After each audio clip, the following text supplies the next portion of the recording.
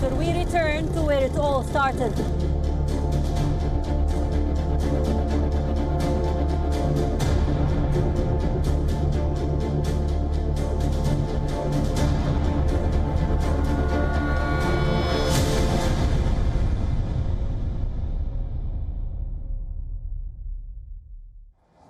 On August 4th, the life of Lebanon was changed forever. The Beirut port explosion rocked the city of Beirut, devastating the Lebanese capital in mere seconds.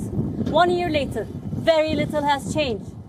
WION was India's only channel to report from the heart of Beirut, from the ground of the Beirut Blast. Now 1 year later, we return to where it all started.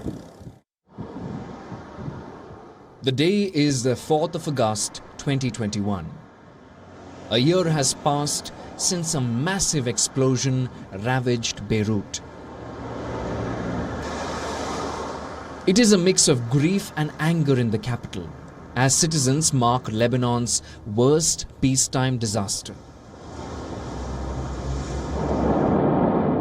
It went down as one of the largest non-nuclear blasts in history, killing at least 214 people in Beirut,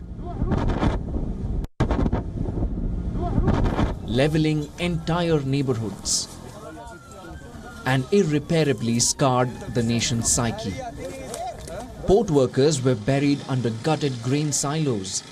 Firefighters were pulverized.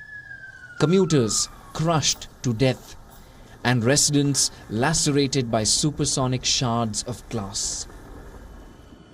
The blast was caused by a huge quantity of ammonium nitrate that was stored unsafely at the port for years. Even after a year, no one knows why it was there and who is responsible for the crisis. Every day we tell them that there is the 4th of August. There were people who died. Beirut was destroyed. There were 6,500 people who were injured. If we stayed quiet and stayed at home, we will not know the truth. Because of that, we take to the streets, so we know the truth, and we are sure and we have faith we will get there. It is not up to them. It was a day of shock for many, but 12 months on, it has given way to anger. The investigation into the blast has flatlined, and its perpetrators are as far away from accountability as ever. Our patience has run out, that's it. You must understand that if you really have the country's best interest at heart and want to prevent it from deteriorating, we're heading towards actions of breaking bones. We're done with routine and peaceful demonstrations. We hope you think about it very well. يعني انتهينا من التحركات السلمية الروتينية وبتمنى تفكروا فيها كتير منيح. The victims blame politicians for stonewalling the probe, stalling the lead investigating judge's work at every turn.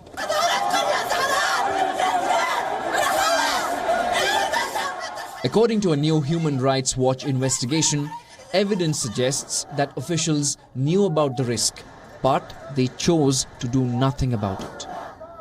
Prime Minister Hassan Diab was made aware of the ammonium nitrate twice. He was first informed on June 3, while Diab's advisor was at the private dinner that Saliba was also at. While Diab and Saliba both dispute the circumstances by which it happened, both of them have confirmed to Human Rights Watch that the Prime Minister learned about the ammonium nitrate on June 3 via phone. Lebanon's president says that he is fully supportive of an impartial investigation. But for the citizens, these are mere words. 1 year later, there is no justice, and patience is running out. Since the old government resigned after the blast, the country is yet to form a new one. The political class is bickering every day, and the new chosen PM designate, Najib Mikati, is facing new challenges. Frankly, with regard to the government, I was hoping the pace would faster.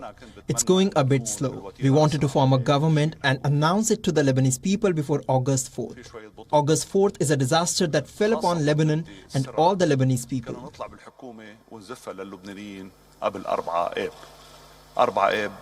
نكبة كبيرة صارت بلبنان وأصابت كل اللبنانيين.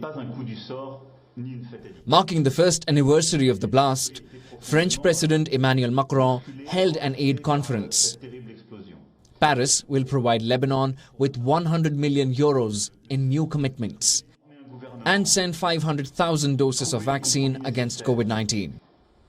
But even with all the aid it is receiving, Lebanon needs to form a new government. And it needs to do so now. With over half of its population under the poverty line, the country is staring at a catastrophe in the coming days.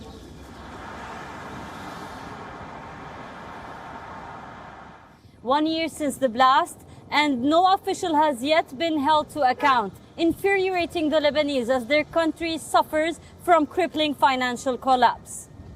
For the Lebanese, it is one crisis after the other with no end in sight for the West Asian nation.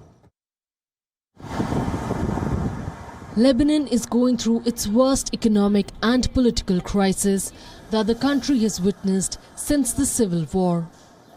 The dollar has plunged, fuel and medicines are running out, and prices of basic necessities are soaring to a record high. It is one of the worst depressions of modern history. Lebanon's currency has lost 90% of its value, and thousands of people are living in poverty as politicians struggle to form a government. Lebanon's crisis has unfolded since late 2019, spiraling out of control in this country of over 6 million. A foreign currency shortage has crippled the import-dependent nation, leaving residents struggling to find fuel, medicines, and even basic supplies. Daily power outages last for hours, threatening hospitals and food stores, and leaving entire neighborhoods in darkness. Schools are finding it difficult to operate, with more and more teachers leaving the country. Power cuts make it impossible to survive without generators, and shortage of basic materials are threatening schools.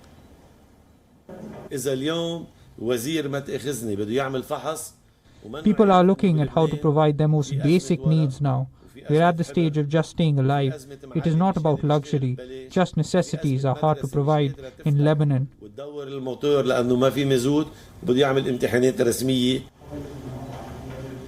But it's not the education sector that is affected.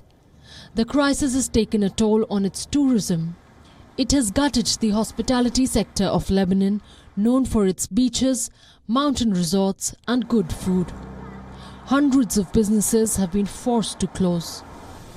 Fuel shortages have forced motorists to wait for hours, sometimes for less than a quarter of a tank of fuel.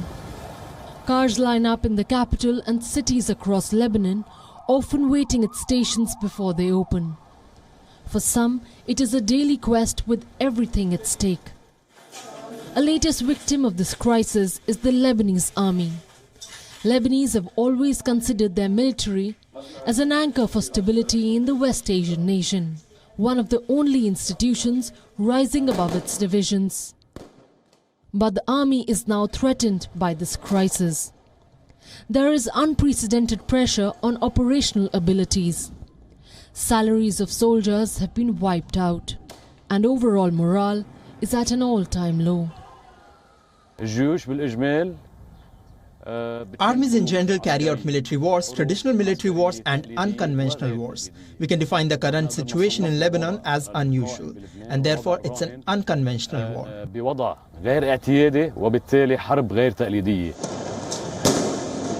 Protests have taken over the country in the last few months. Demonstrators scuffled with security forces as they blamed the country's political system for the crisis. A financial meltdown, collapse of the Lebanese pound, sky-high prices for basic goods and anger on the streets. Lebanon is being hammered by one crisis after the other, and it looks like there is no end in sight. For Beirut Blast survivors, it is like reliving the pain again and again. Some of them have left the country, and for others, it is like just waiting for another catastrophe to happen. Beirut Blast survivor Ghadi Francis remembers August 4th of last year like it was yesterday, when a huge stockpile of ammonium nitrate exploded in the Lebanese capital's port, just moments from his office.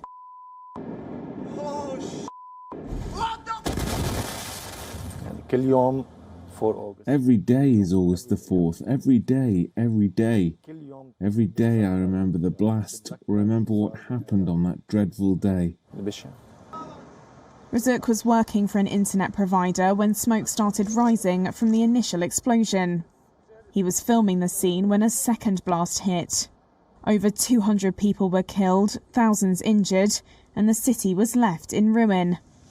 Francis needed 350 stitches all over his face and body, and his vision has been partially impaired. He now considers the day of his near-death experience as his rebirth, but as doctors continue to extract debris from his body, the trauma remains. I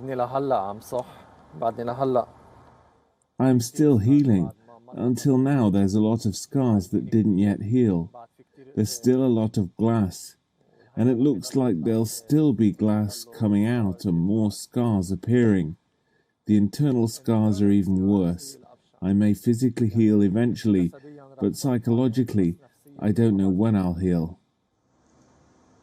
Francis is one of many Lebanese angry about the stalling of an investigation into the blast 12 months on. He is now seeking a fresh start in Canada, where he hopes to live by October this year. I don't feel safe in my country.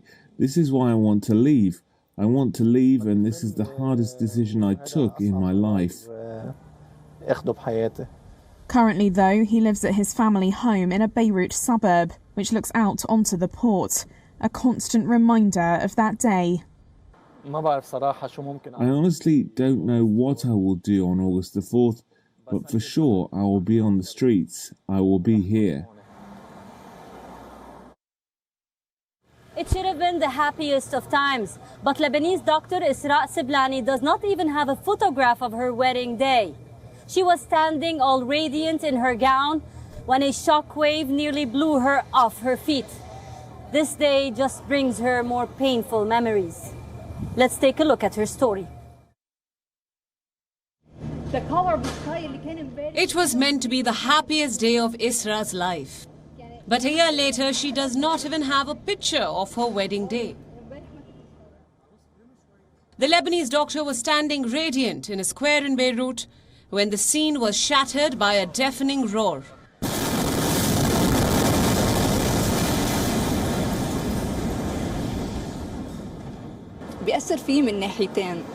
That day that I was waiting for a long time affects me in two ways. One, that I couldn't be happy, and second, the fact that it was my wedding day. I should supposedly be happy, but it was a disaster for the Lebanese people. I can't see parents who lost their children, children who lost their parents, or the destruction that happened and be happy. I won't lie to myself.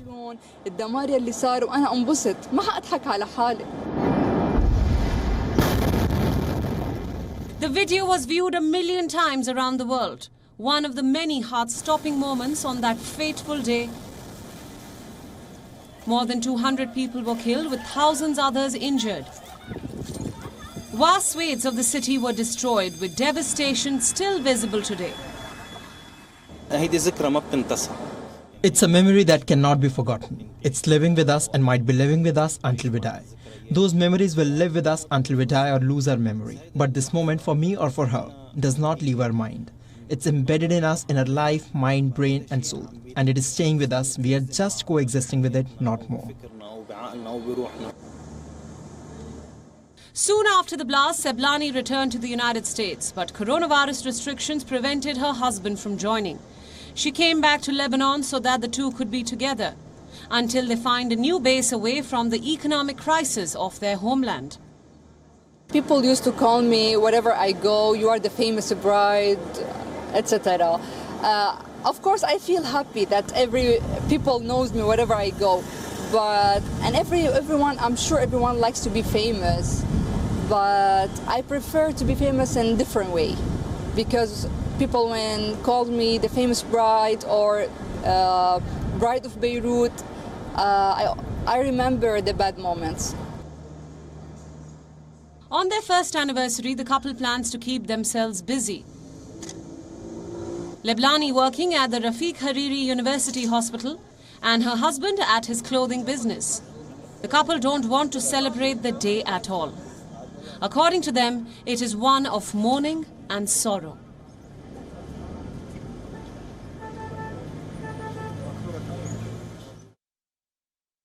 Away from the rotten silos of the Beirut Blast site, the situation in Lebanon remains exactly the same. Will the country be able to witness any change in the coming days? This is a question that we keep asking ourselves.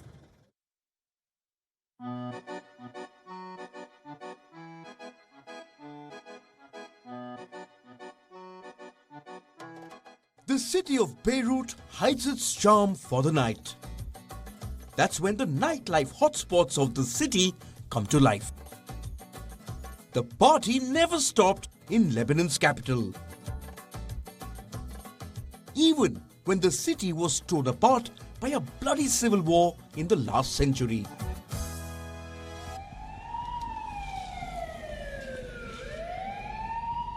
The scars, though, are quite visible. The old Holiday Inn at the center of the city still stands, with bullet holes and battered walls.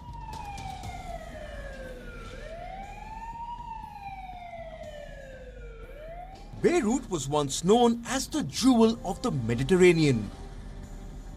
Now it's a city of baffling contradictions. From 1952 to 1975, Beirut was a hub of economic, social, intellectual and cultural life in West Asia. Most of the Arab wealth flowed through this city. Thanks to Lebanon's free economic and foreign exchange system and a banking secrecy law. Beirut is well connected via seaport and airport, something that made the city a paradise for businessmen and also for politicians escaping upheavals and military coups. It is still seen as one of the most liberal cities in the Arab world. In the 1970s, the city's French architecture, cuisine and equal rights for women often spark comparisons with Paris. Palestinian resistance organizations took refuge in Beirut. After the Arab-Israeli War of 1967, the city served as the headquarters of the Palestinian movement. This was after the Palestine Liberation Organization was crushed in Jordan. Beirut was torn apart by a devastating civil war. For 15 years, two groups fought for control. The Lebanese right-wing parties, backed by the United States, and the left-wing parties who allied with Yasser Arafat and the Soviet Union. The civil war ended years ago, but Beirut is still struggling to bounce back. Flawed policies and sudden shocks have pushed Lebanon to its worst economic crisis. There were major protests last year.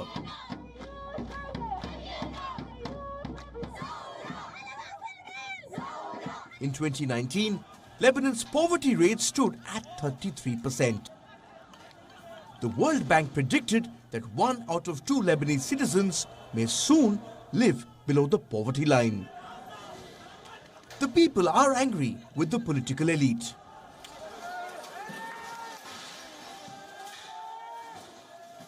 Unlike several countries in the Arab world, Lebanon is not dominated by one strong ruler, leading to a fractured political landscape made worse by a system of quotas. There are officially 18 recognized sects. The Lebanese parliament is half Christian and half Muslim. The Prime Minister must be a Sunni Muslim, the President a Maronite Christian, while the Speaker must be a Shiite. The sudden shock of pandemic has hit Beirut hard. The people of Lebanon have enjoyed the finer pleasures of life, even during political upheavals and civil violence. But the prevailing crisis threatens the very existence of the Lebanese way of life.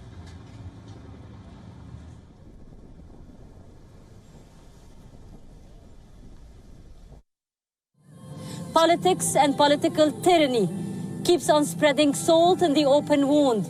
This as the country faces worse social insecurity, worse economical collapse every day. Today, the pain is that a calamity this big could not unite the Lebanese people or the Lebanese policymakers to serve their country justice. One might only hope that a country with resources like Lebanon, with geographical advantage like Lebanon, in the middle of the world transit, would have things turning for them and remain as once were in their glory.